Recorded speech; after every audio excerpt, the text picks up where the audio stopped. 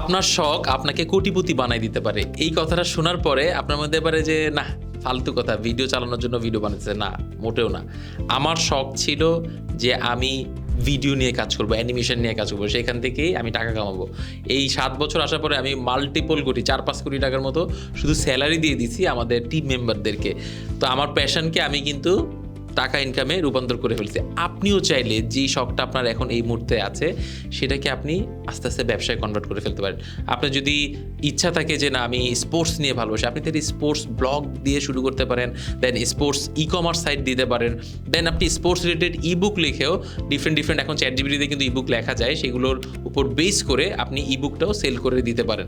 তো এরকম শখ থেকে আপনি যদি কোটিপতি হইতে চান, কি আপনার শখ সেটা যদি আমাদের কমেন্টে জানান এই ভিডিওর, আমরা হয়তো আপনাকে হেল্প করতে পারি যে ভাই আপনি এই লাইনে আগায় ফেলেন। তো দেরি না করে এখন কমেন্ট করুন যে আপনি কোন শখটা নিয়ে আগাইতে যাচ্ছেন।